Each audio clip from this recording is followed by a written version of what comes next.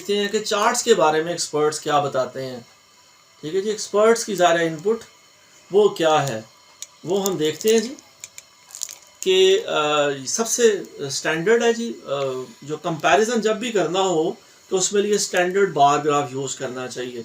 तो जिस तरह पाउडर, लिक्विड, टैबलेट, इन चीज़ों के दरमियान में बताया गया कि सर ये इतने यूनिट्स हमने सेल किए हैं, तो वो जाहिर है एक बार ग्राफ की फॉर्म में बड़ा अच्छा है। तो जब भी आपका वेरिएबल टाइम होगा तो बार ग्राफ एक स्टैंडर्ड टूल है। ओके, ये हमें सबको आई एम श्योर पता है।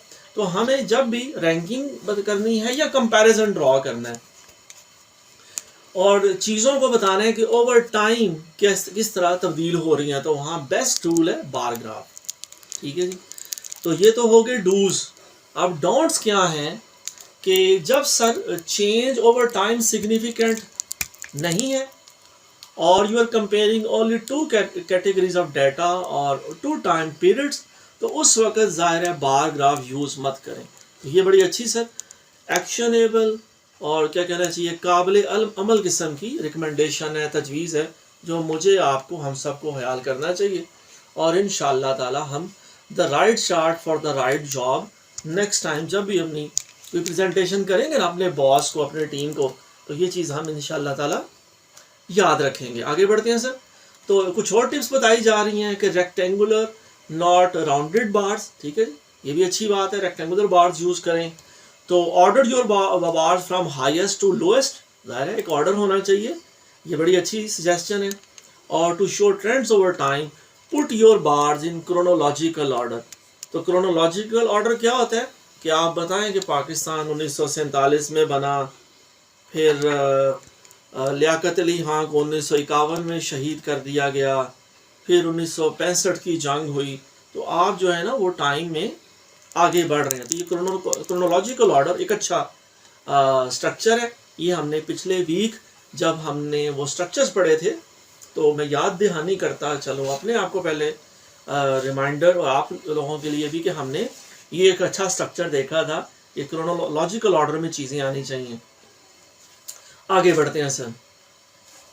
ठीक है जी, ये चीज़ें इधर है वो रिफ्रेशर है, हम लोगों को चीज़ों का पता है, हम करते हैं, लेकिन यहाँ हम उनका यादा कर रहे हैं। ओके जी, अगला चार्ट है जी सर, जो अच्छा चार्ट है वो क्या है सर कि जो है लाइन ग्राफ जी। ठीक है जी, लाइन ग्राफ्स जो है मल्टीपल ट्रेंड्स आपका कंपैरिजन दे सकते हैं और मुख्तलिफ रंगों में। जिस तरह यहाँ पर 3 लाइंस हैं, ठीक है जी, उनका ये कोई गाड़ियाँ हैं, सीडान्स, एसयूवीज, ट्रक्स, इनका कंपैरिजन है कितने यूनिट सेल हुए जी 2016 से ऑनवर्ड्स। तो इसमें देख सकते हैं एक सॉलिड लाइन है, देन एक डिस्प्लेस्ड डॉटेड लाइन है, ठीक है जी, ब्रोकन लाइन है, और फिर उससे भी एक ब्रोकन लाइन। तो ये 3 जो है ना 3 व्हीकल्स का कंपैरिजन बताया गया है। तो लाइन ग्राफ इस तरह का कंपैरिजन बता सकता है। आगे बढ़ते हैं साहब। तो प्रोपोर्शन बतानी हो तो उसके लिए क्या चीज़ अच्छी होती है जी, पाई चार्ट। तो पाई चार्ट भी बड़ा अच्छा है जी, कि जिस तरह हम देख रहे हैं कि हम कंपैरिजन बताना चाहते हैं, परसेंटेज बताना चाहते हैं मुख्तलिफ चीज़ों की, तो मुख्तलिफ कलर्स के साथ, और जाहिर है 39% मैग्नीट्यूड ज़्यादा है 6% से, तो वो आप विजुअलाइज भी कितने अच्छे तरीके से कर रहे हैं। तो जब भी आपने परसेंटेजेस में चीज़ें बतानी हो तो जाहिर है हम कहेंगे कि कस्टमर कंप्लेंट्स जो थी वो ये थी, तो हमने वो पाई चार्ट से बताएं। आगे बढ़ते हैं साहब। ओके जी, पाई चार्ट कब यूज़ करेंगे? जब हम बताना चाहते हो कि ये पार्ट्स हैं हमारे होल के, और उसके अलावा हम सिग्निफिकेंट डिफरेंसेस को भी आइडेंटिफाई करना चाहें, तो ये तो हो गए डूज। ठीक है जी, हमें ये हमारे डूज हैं कि हम साहब यूँ जो है वो यूज़ करेंगे। अच्छा, तो डोंट्स क्या हैं जी? डोंट्स देखते हैं जी साहब कि पाई चार्ट को इस्तेमाल नहीं करना। कब? जब आप जो है you need to compare 2 sets of data. ठीक है, आपने कंपैरिजन बताना है तो फिर पाई चार्ट 2 सेट्स के दरमियान वो अच्छा टूल नहीं है। और यहाँ पाई चार्ट में जो साइज है वो सेम है, ठीक है जी, उसमें भी ज़ाहिर है वो कोई आप अच्छे तरीके से चीज़ों को कन्वे नहीं कर पाएंगे। और पाई चार्ट में 8 से ज़्यादा सेगमेंट्स हों तो तब भी हमने पाई चार्ट को यूज़ नहीं करना। तो सर ये मेरे लिए भी एक नई इन्फॉर्मेशन है, मैं इसका आप सबों के सामने एतराफ़ करता हूँ जी कि पाई चार्ट के बारे में ये मेरे लिए भी नई इन्फॉर्मेशन रिवील हो रही है कि जब 8 स्लाइसिस से ज़्यादा हो जाए तो हमें पाई चार्ट यूज़ नहीं करना। ओके जी, numbers in all slices do not add up to 100, ठीक है जी। तो ये जाहिर है होल नंबर अगर नहीं हो पा रहा तो तब भी। और टिप्स बताई जा रही हैं जी कि पाई चार्ट को आप हमेशा यूज़ करें, ठीक है जी, जो जिसमें ये 12 o'clock पोजीशन हो, तो aggregate lots of small slices into one slice and label it other, ठीक है जी। अगर बहुत छोटे छोटे स्लाइसेस हैं तो उन्हें जमा कर दें, अच्छी सजेशन है। If space permits put labels with in the slices instead of in A legend. तो ये सर जो है अच्छी सजेशन है जो इंशाअल्लाह ताला मैं भी कोशिश करूँगा कि नेक्स्ट टाइम जब भी अपनी कोई प्रेजेंटेशन ऐसी हो तो उसमें इन चीज़ों का ख्याल रखूँ। और इसी बात की आपसे भी फरमाइश है, रिक्वेस्ट है। अगला चार्ट कौन सा है जी? स्कैटर प्लॉट, ठीक है जी, बड़ा अच्छा चार्ट है। तो scatter plots are plots graphs that show the relationship between two variables using dots, ठीक है जी। आप डॉट्स की फॉर्म में रिलेशनशिप बताना चाहते हैं तो ये स्कैटर प्लॉट्स यूज करेंगे हम। उसके भी कुछ डूज और डोंट्स बताए जा रहे हैं कि आप कोरिलेशन दो वेरिएबल्स के दरमियान बता सकते हैं, ठीक है जी। आप बहुत सारे इंडिविजुअल डेटा पॉइंट्स वहाँ डिस्प्ले कर सकते हैं। आपने अगर क्लस्टर्स बनाने हो, पैटर्न आइडेंटिफाई करना हो या आउटलायर आइडेंटिफाई करने हो तो स्कैटर प्लॉट एक अच्छा ऑप्शन है, एक बहुत बेहतर टूल है जी। लेकिन फिर इसके डोंट्स भी हैं कि स्कैटर प्लॉट उस वक्त इस्तेमाल नहीं करना चाहिए जब आपके पास बड़ी थोड़ी सी इनपुट है, ठीक है, और आप कंपेयर कर रहे हैं डिस्क्रीट आइटम्स को एक दूसरे के साथ, तो इस मामले में बार ग्राफ जो है ना साहब वो अच्छी ऑप्शन है। आगे बढ़ते हैं जी। तो इसकी भी कुछ टिप्स हैं जी। आप कोई ट्रेंड आइडेंटिफाई करना चाहते हैं और उसके अलावा ये है कि बहुत सारे अगर ओवरलैपिंग पॉइंट्स आ रहे हैं तब भी आप जो है आपके लिए चैलेंज हो जाएगा, क्योंकि वो जो है ना लेजिबिलिटी एक इशू हो जाएगी कि पढ़ा नहीं जा रहा, ठीक है, वो पैटर्न आइडेंटिफाई नहीं हो रहा, पढ़ा नहीं जा रहा, तो उस वक्त हमें स्कैटर प्लॉट को ज़ाहिर है फिर इसे डिप्लॉय नहीं करना चाहिए। तो सर फिर यही है कि pie chart, bar graph, line graph, scatter plot का कंपैरिजन है कि ये अब आपको देखना है कि कौन सा टूल आप यूज़ कर रहे हैं, कौन सा पर्टिकुलर चार्ट आप यूज़ कर रहे हैं। सारे यूज़ नहीं करने। फिर वो अक्सर जो मैं इस चीज़ का मुहातब अव्वल मैं खुद हूँ और आप कोलीग से भी रिक्वेस्ट है कि सारी फकियाँ नहीं खा लेनी है जी। तो इसमें से जो चीज़ रेलेवेंट है वो ज़रूर आप वो टूल यूज़ करें, आपका भी फ़ायदा होगा और देखने वाले को भी वो ज़ाहिर लगेगा कि आपने एक कॉन्शियस एफर्ट की है, एक एफर्ट किया आपने इस बारे में। अच्छा सर आगे बढ़ते हैं।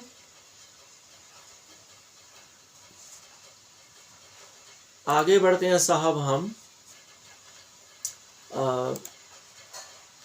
तो आई एम श्योर कि यहाँ पर जो है तमाम पार्टिसिपेंट्स के लिए एक अपॉर्चुनिटी है, इंक्लूडिंग माई सेल्फ, कि हम जो चीज़ें ऑलरेडी अच्छी कर रहे हैं उनको हम आइंदा भी करते रहें और जो गलतियाँ करते हैं उन गलतियों को हम जो है वो आइडेंटिफाई करें और नेक्स्ट टाइम वो गलतियाँ ना करें जी। आगे बढ़ते हैं साहब। ओके जी, प्रेजेंटिंग क्वालिटेटिव डेटा। लें जी माय डियर पार्टिसिपेंट्स, अभी तक जो बातें हो रही थी वो रही थी नंबर्स की, क्वांटिटेटिव डेटा की। तो साहब अब क्वालिटेटिव डेटा भी ज़ाहिर बड़ा इंपॉर्टेंट है।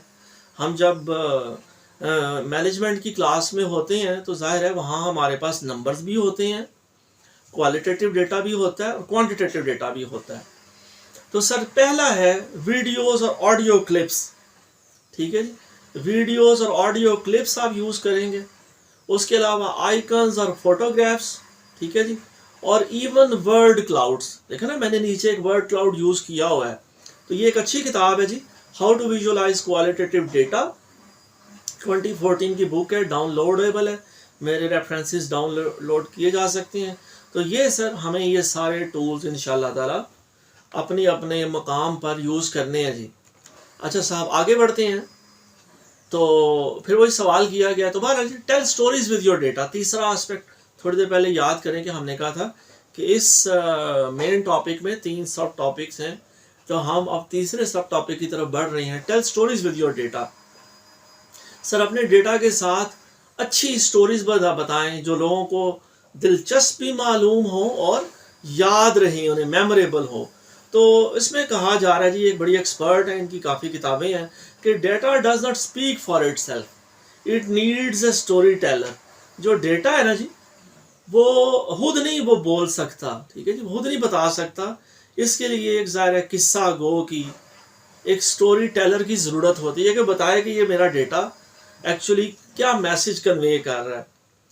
तो साहब आगे बढ़ते हैं। ले जी, एक बड़ी मशहूर किताब है, आई एम श्योर आप लोगों ने पढ़ी होगी, सुनी होगी, मेड टू स्टिक। तो ट्रिविया है जिसमें बताया गया है कि in one study on memory 5% of the participants could remember individual statistics but 63% remembered stories. कि कोई रिसर्च, कोई स्टडी मेमोरी पे कंडक्ट की गई, तो उसमें बताया गया कि 5% जो पार्टिसिपेंट्स थे उन्होंने कहा कि हमें सिर्फ 5% लोगों ने कहा कि हमें डेटा याद है। जो मेजॉरिटी थी 63% लोगों ने कहा कि डेटा याद नहीं, कहानी याद है मुझे, कि क्या कहानी सुनाई गई थी, वो कहानी मुझे याद है, वो मैं रिलेट कर सकता हूँ। तो ये सर हमारे लिए, मेरे लिए, आपके लिए बड़ा इम्पोर्टेंट है कि हमारा डेटा कहानी कन्वे कर रहा हो। तो good stories have basic elements that keep the narrative flowing in an easy to follow way, like characters, a setup, a conflict and a resolution to the conflict। तो जो अच्छी कहानी होती है सर, उसमें करैक्टर होते हैं, किरदार होते हैं, उसमें एक माहौल होता है, एक सिनेरियो होता है, एक सेटअप होता है, एक कॉन्फ्लिक्ट होता है, ठीक है जी, एक चैलेंज होता है, प्रॉब्लम होती है, और क्या होता है जी, and a resolution to the conflict. कि आप कहानी के एंड पर आप बताते हैं कि ये मसला था और इस मसले का फिर ये हल ढूंढा गया। तो सिर्फ कहानी नहीं सुनानी, सिर्फ मसला नहीं बताना, बल्कि उसको जिसे कहते हैं ना, लूप को क्लोज करना है, मसले का हल भी बताना है एंड पे। तो रेजोल्यूशन टू द कॉन्फ्लिक्ट, ये बड़ा इंपॉर्टेंट है जी। आगे बढ़ते हैं सर। तो साहब ये ज़ाहिर फिर एक एक्टिविटी है, ये मैंने स्लाइड आपसे शेयर की हैं, तो आप वहाँ पर इसे देख सकते हैं जी। हम अब यहाँ कुछ स्ट्रेटजीज़ की बात करते हैं जी। 5 जो स्ट्रेटजीज़ हैं उनकी बात करते हैं जब भी हम कुछ स्टोरी डेवलप करेंगे। पहली स्ट्रेटजी है connect your data to specific points you want to make. ठीक है जी, हमेशा जब भी डेटा बताएं तो साथ ये रिलेट करें कि ये डेटा किस चीज़ को हाईलाइट कर रहा है। तो दाएं तरफ on the right side of the, यानी कि मेरी राइट साइड पे जाहिर है, this high point on the graph shows that, तो ये पॉइंटर है, ये आप बता रहे हैं कि उस तरफ देखो, ठीक है जी। अच्छा, एक स्ट्रेटजी। दूसरी स्ट्रेटजी क्या है जी, structure your story around a setup, number 1, number 2 conflict, number 3 resolution. आप पहले सेटअप बताएं, ठीक है जी, उसके बाद आप कॉन्फ्लिक्ट बताएं, चैलेंज बताएं कि मेरी ऑर्गेनाइजेशन को, मेरी टीम को चैलेंज क्या है, और तीसरा एलिमेंट है रेजोल्यूशन की, ये मसला, इस मसले का हल क्या है। ठीक है जी, 2 स्ट्रेटजीज होगी। तीसरी क्या है, क्रिएट सरप्राइज एंड सस्पेंस।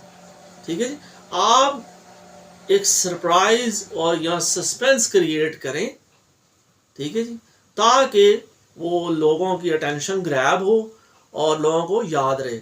चौथी स्ट्रेटजी है जी, put data in a relatable context. तो ये सर राइट साइड पे आप देख सकते हैं कि एग्जांपल्स दी गई हैं। तो हम ज़ाहिर है देख रहे हैं कि जो डेटा है उसे हमें रिलेट भी करना है, सिर्फ नंबर्स, फिगर्स, ठीक है जी, वो नहीं लोगों पे फेंक देने और आज़ाद हो जाना कि खुद जो जिस तरह जितनी इसको समझ आती है वो समझ ले, यूँ नहीं। हमें कॉन्शियस एफर्ट करनी है कि हम बता रहे हों कि ये सर मेरा डेटा है और ये चैलेंज है। ओके जी, नंबर 5 है, 5वीं स्ट्रेटजी है साहब कि ह्यूमनाइज योर डेटा। ठीक है जी, अपने डेटा को यूं रिलेट करें कि उसमें ज़ाहिर है इंसानी जज्बात, इंसानी एहसासात, ठीक है, human experience, customer experience reveal हो रहा हो।